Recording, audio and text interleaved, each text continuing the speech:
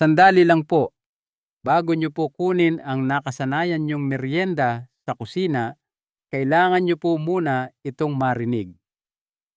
Planado ba ang bawat kain nyo sinusubukan nyong kumain ng tama, pero pakiramdam nyo ba ay nakakulong pa rin kayo sa sarili nyong bahay? Lagi na lang bang nakadepende ang lakad nyo sa kung saan may malapit na banyo? Gabi-gabi na lang ba kayong puyat nakatayo sa harap ng inidoro at naiinis dahil sa hina at patak-patak na ihi? Ginagawa nyo naman ang sinasabi sa inyo. Umiinom kayo ng gamot. Sinusubukan nyong kumain ng masustansya. Pero bakit parang lumalala pa? Ako po ay isang babaeng doktor na nag-aalaga at tumitingin sa mga elderly o mga nakatatanda. Kasama ko sa layuning ito si Dr. Benigno Manlapas. Narito ang katotohanang marahil ay hindi pa nasasabi sa inyo. Yung mismong pagkaing hawak nyo ngayon na akala nyo ay okay lang o healthy pa nga, ay maaaring siya palang numero 1 dahilan kung bakit namamagang lalo ang inyong prostate at sumisira sa inyong buhay. Bilang isang doktor na nakatutok sa kalusugan ng mga kalalakihan, nakikita ko ang mga lolo at tatay na edad 60 pataas na gumagawa ng ganitong pagkakamali araw-araw. Kinakain nila ang mga bagay na nagiging dahilan ng kanilang walang tulog na gabi. Pinalalala nila ang sintomas ng kanilang BPH o pamamaga ng prostate nang hindi nila alam. Sa halip na gutom ang pinapakain nila ay ang apoy ng pamamaga sa kanilang katawan. Ang mensaheng ito ay isang emergency briefing. Walang paligoy-ligoy. Diretso tayo sa katotohanan.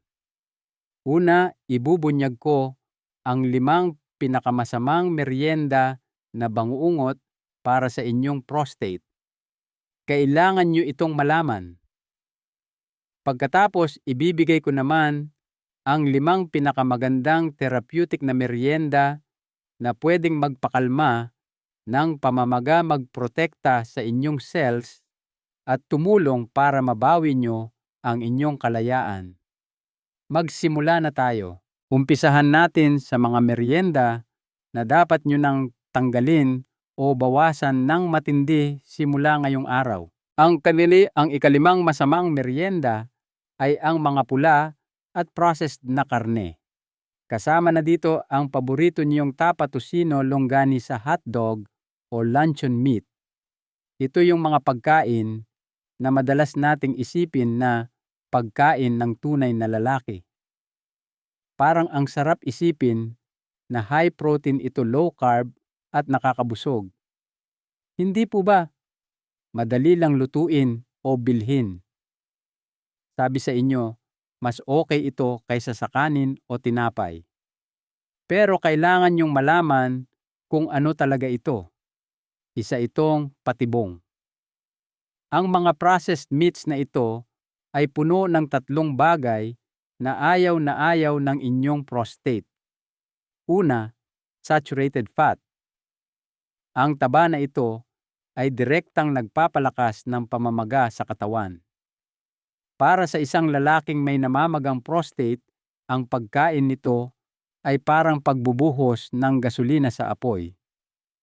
Pangalawa, sodium o asin. Sobrang taas ng asin nito. Ang asin ay nakaka-dehydrate na gaya ng makikita natin mamaya ay delikado para sa inyong pantog. Pangatlo at ang pinakamasama ay ang nitrates at preservatives.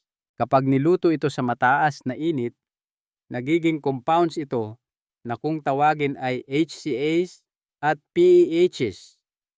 Matindi ang mga ito magdulot ng pamamaga. Hindi lang kayo kumakain ng merienda. Kumakain kayo ng iritasyon.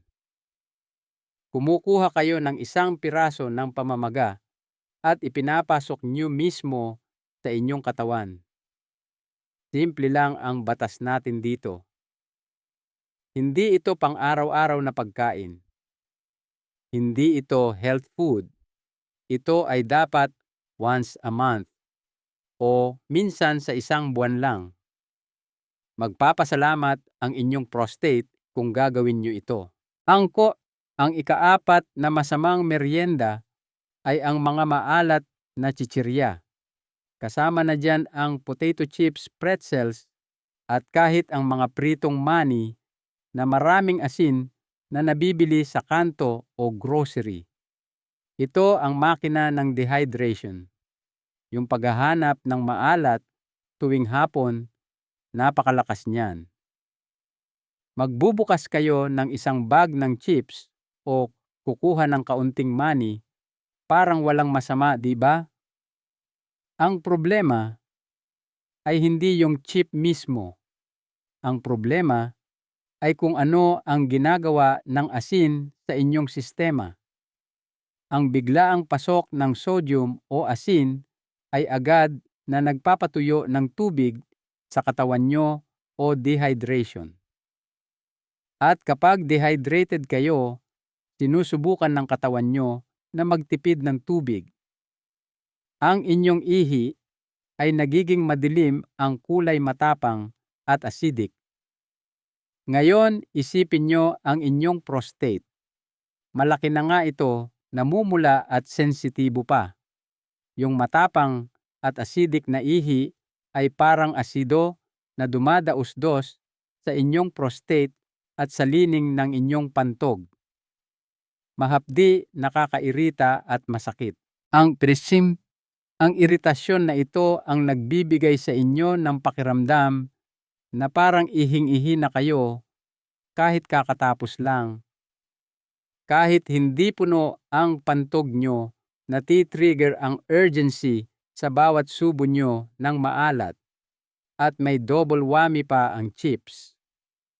Madalas itong prito sa mantikang nakakapagdulot ng pamamaga at ang proseso ng pagprito sa mainit na mantika ay lumilikha ng acrylamides, isa pang kemikal na nauugnay sa stress ng cells. Akala nyo pinagbibigyan nyo lang ang inyong panlasa. Ang totoo, nagtitimpla kayo ng perpektong bagyo ng iritasyon na sisiguraduhin na gising kayo buong gabi. Kung gusto nyo talaga ng manipiliin ang hilaw at walang asin, hindi po ito pwedeng tawaran. Ang ikatlong masamang merienda ay ang mga maaanghang na pagkain. Yung spicy wings, maanghang na chichirya o yung sobrang daming siling labuyo sa sausawan. Ito ang liha ng inyong pantog. Pero sasabihin nyo, Dok, gusto ko po yung may sipa. Masarap kumain pag maanghang. Galing naman sa sili, natural yun. Ano ang masama dun? Ang masama po ay ang kemikal na tinatawag na capsaicin. Para sa napakaraming kalalakihan na may BPH, ang capsaicin ay direktang nagpapahirap sa pantog. Ito ang sikreto. Hindi ito nani-neutralize ng katawan nyo. Ina-absorb ito at inilalabas sa ihi ng halos walang pinagbago. At habang dumadaan ito sa inyong sistema, para itong liha na ikinikis-kis sa sensitibo at namamagang lining ng inyong pantog at urethra. Isipin nyo na lang na ang lining ng pantog nyo ay parang balat na may sunburn. At ang capsaicin ay parang paglalagay ng asin at suka dito. Nagdudulot ito ng panginginig o spasms. Nagdudulot ito ng urgency o yung biglaang pagkaihi. Nagdudulot ito ng madalas na pag-ihi. Para sa maraming lalaki ito, ang numero 1 pagkain na nagtitrigger ng pinakamasamang sintomas nila. Umiinom nga sila ng gamot sa prostate pero nilulunod naman nila ang pagkain nila sa anghang. Kaya nasa state sila ng constant na iritasyon at nagtataka kung bakit hindi gumagana ang gamot. Ito ang hamon ko sa inyo. Ang 14-day test. Tanggalin niyo muna ang lahat ng maaanghang na pagkain ng 100%. Sa loob lang ng 14 na araw, kapag ang sintomas nyo, ang urgency, ang dalas ng pag-ihi, at ang hapdi ay bumuti ng malaki, nakuha nyo na ang sagot. Lason po ito para sa inyo. Ang ikalawang masamang merienda ay ang mga matatamis na health bars, tinapay at biskwit. Ang paborito niyong ensaymada mamon o matatamis na biscuits. Ito ang energy bomb na nagpapamaga. Ito yung mukhang inosente. Yung merienda sa umaga kasama ng kape. Yung energy bar sa hapon na sabi sa pakete ay puno ng oats at grains. Mukhang mas healthy kaysa sa tsokolate, di ba? Isang kasinungalingan po iyan. Isa itong candy bar na nagpapanggap. Binabaha nyo ang katawan nyo ng asukal. Maging malinaw po tayo. Ang BPH at prostatitis ay mga sakit na parang apoy. Ang chronic inflammation o matagalang pamamaga ang kaaway. Ang asukal ang pangunahing gatong sa apoy na ito. Pag kinain nyo ang bar o tinapay na yan, tataas ang blood sugar niyo, tataas ang insulin, at ang buong katawan nyo ay magiging inflamed o mamamaga. At saan pinakamainit ang apoy na ito sa inyong prostate? Sa bawat kagat, pinapakain nyo ang apoy, pinapalaki ang glandula, iniipit ang inyong daluyan ng ihi at pinapahina ang inyong pag-ihi. At yung taba na naiipon sa inyong tiyan, yung bilbil, hindi lang basta nakaupo dyan. Isa itong aktibong organ na naglalabas ng sarili nitong kemikal na nagpapamaga na tinatawag na cytokines 24/7 at nakatutok ito diretso sa inyong prostate. Nagbabayad kayo para sa 1 minutong tamis kapalit ang buong gabi ng paghihirap. Ang batas, basahin ang label. Kung ang asukal ay nasa unang 3 ingredients o may higit sa 10 grams ng asukal, hindi yan merienda. Dessert yan at dapat alisin sa listahan. Ang unang masamang merienda ay ang high-fat dairy particular na ang keso, gatas at ice cream. Ang healthy habit na nagsisinungaling. Ito ang gumugulat sa maraming lalaki. Ano yung keso ko at biskwit, yung gatas ko bago matulog o ice cream, staple na yan. May protein yan. Healthy naman ang feeling. Ito ang nakasanayan na matagal na kayong tinatraydor. Ang koneksyon ay hindi agaran at mahapdi gaya ng maanghang na pagkain. Mas mabagal ito. Mas tuso. Malinaw ang malalaking pag-aaral. Ang mataas na pagkonsumo ng whole milk at high-fat dairy ay konektado sa mas mataas na peligro ng agresibong sakit sa prostate. Dalawa ang problema. Una, ang saturated fat na gaya ng napag-usapan natin ay nagpapalakas ng pamamaga. Pero pangalawa, at mas nakakatakot, ay ang mga hormones.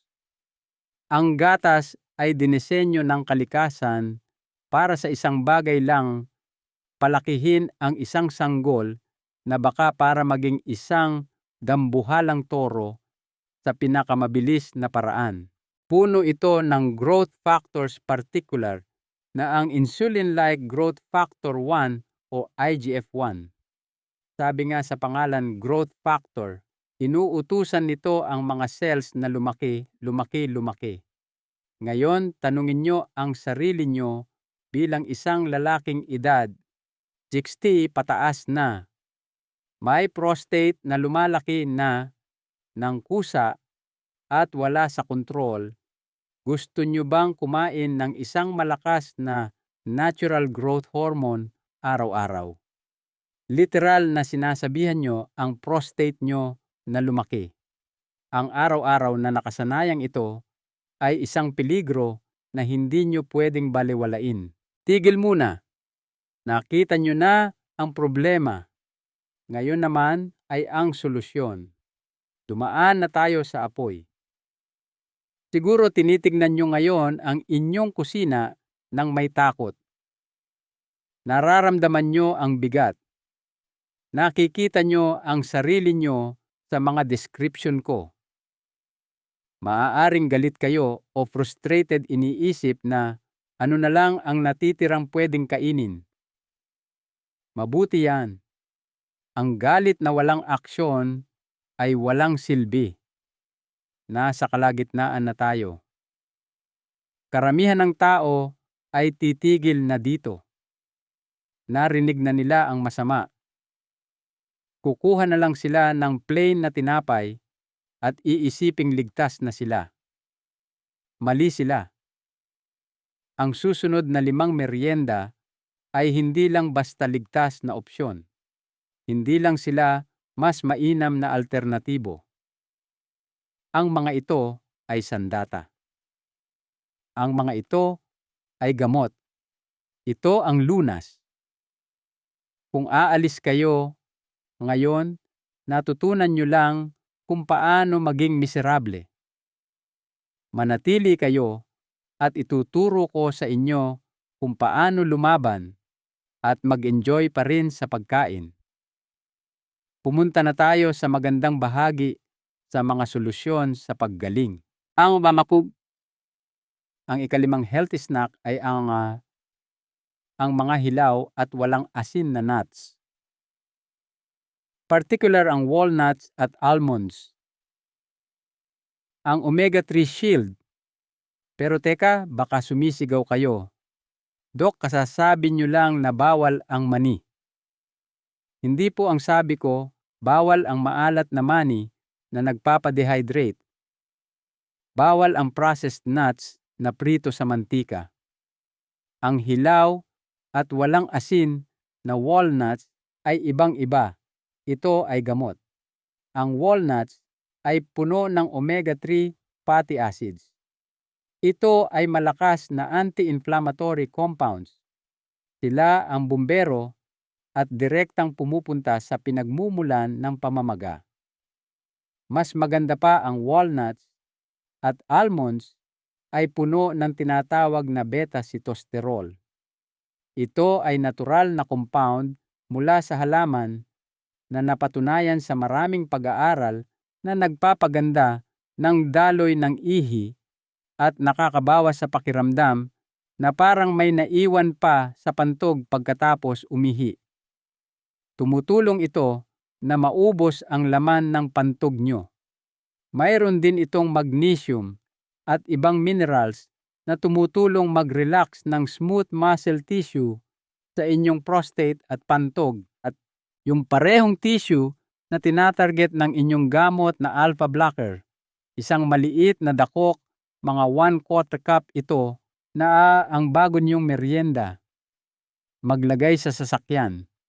Maglagay sa tabi ng TV. Ito ang inyong panangga sa pamamaga. Ang ika-4 na healthy snack ay ang berries. Particular ang blueberries, strawberries na sikat sa Baguio at raspberries. Ang mga mikroskopikong bumbero. Parang napakasimple pakinggan. Prutas lang. Hindi lang po ito basta prutas. Ito ay gamot sa pinakamasarap na anyo. Ang mga berries na ito ay puno ng malalakas na antioxidants at vitamin C. Particular puno sila ng compounds gaya ng quercetin at anthocyanins. Isipin nyo ang mga compounds na ito bilang isang grupo ng maliliit na bumbero. Pag kinain nyo sila, pumapasok sila sa sistema nyo at hinahanap ang pamamaga, ang oxidative stress, ang mga free radicals at pinapatay nila ang apoy. Sila ay direktang resback sa pinsalang dulot ng pamamaga sa inyong prostate.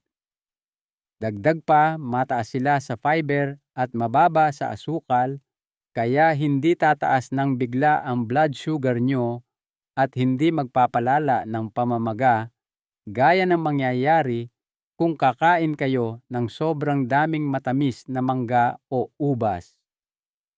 Sila ang perpektong matamis na sandata. Fresh man o frozen, hindi mahalaga. Isang cup bawat araw.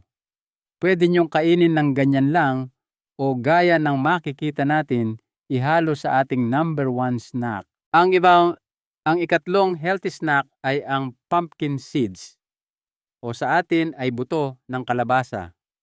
Ang zinc powerhouse. Ito ang sikat na prostate food. Malamang narinig nyo na ito dati, pero may napakagandang dahilan kung bakit. Heto po yon. Ang inyong prostate gland ay naglalaman ng pinakamataas na konsentrasyon ng zinc sa buong katawan nyo.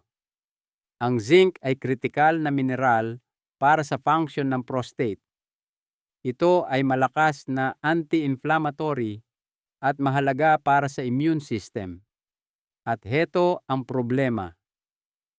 Karamihan sa mga lalaking edad 60 pataas ay kulang sa zinc. Kapag mababa ang zinc nyo, vulnerable ang prostate nyo para itong kuta na walang sundalo sa pader. Mas madaling kapitan ng pamamaga at iba pang seryosong issue. Ang buto ng kalabasa ay puno ng zinc. Ito ang nag-iisang pinakamadaling paraan para mapuno ulit ang mineral na ito. Gaya ng walnuts, puno rin ito ng magic compound na beta-sitosterol. Hindi lang ito merienda. Para kayong nagpapadala ng bala at armor direkta sa depensa ng inyong prostate. Ang batas bilhin ang hilaw at walang asin, isang dakok kada araw. Pwede nyong isama sa inyong walnuts. Ang ikalawang healthy snack ay ang avocado, ang beta-sitosterol solution. Hindi lang ito pang dessert na nilalagyan ng gatas at asukal. Ito ay isa sa mga pinakaperpektong therapeutic snack para sa lalaking may BPH. Kung ang buto ng kalabasa at walnuts ay malakas, ang avocado naman ang hari ng beta-sitosterol. Naglalaman ito ng pinakamataas na konsentrasyon ng plant sterol na ito kumpara sa halos lahat ng prutas. Ito yung active ingredient na nakikita niyong ina-advertise sa mga supplement sa prostate sa TV. Pero dito, makukuha nyo mula sa tunay na pagkain. Bakit ito maganda?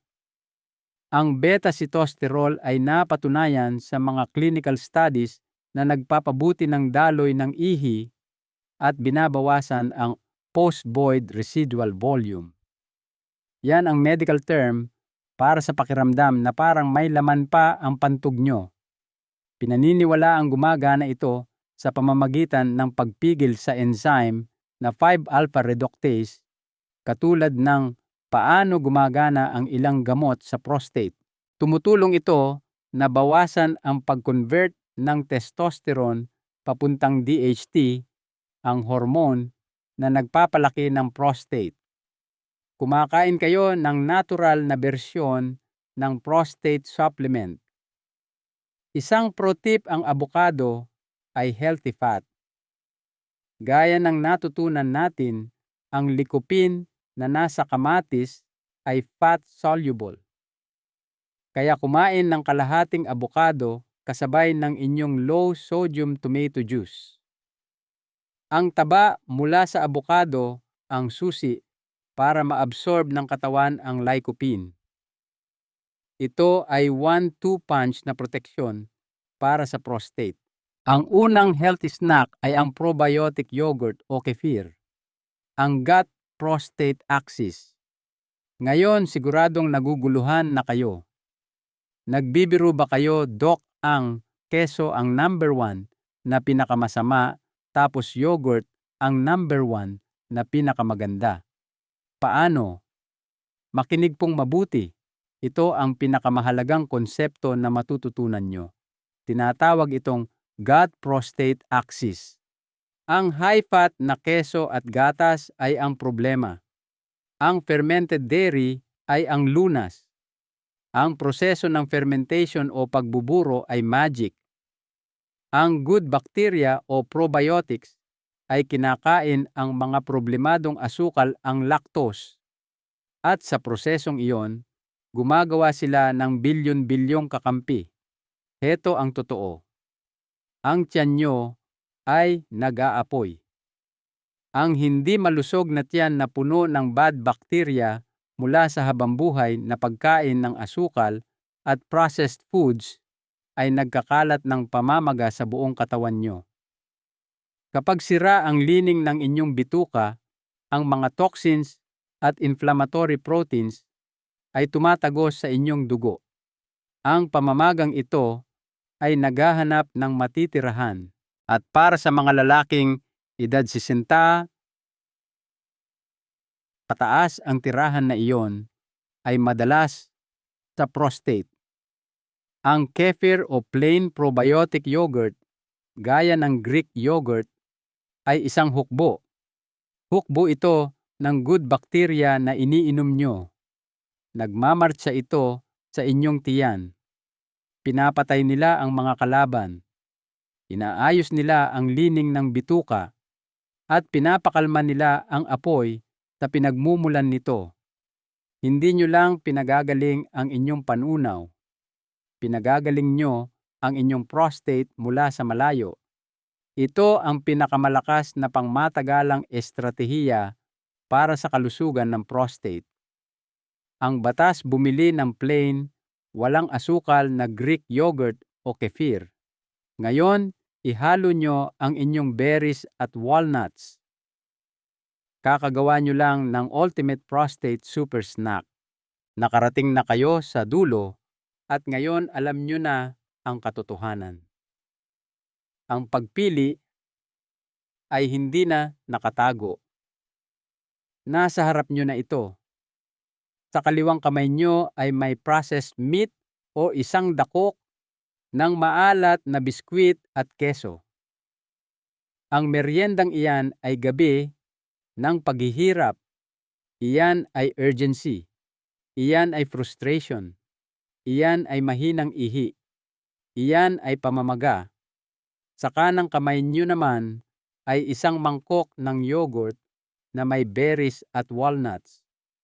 Ang meryendang iyan ay control. Iyan ay buong gabi ng tulog. Iyan ay malakas na daloy ng ihi. Iyan ay paggaling. Ito ay hindi lang impormasyon. Ito ang inyong plano. Ang bago niyong buhay ay nagsisimula sa susunod niyong meryenda. Mahalagang aral. Ang kalusugan ay hindi lang tungkol sa gamot na iniinom nyo, kundi sa mga maliliit na desisyon na ginagawa nyo araw-araw, lalo na sa pagkain. Ang bawat subo ay pwedeng maging lason o gamot para sa inyong katawan.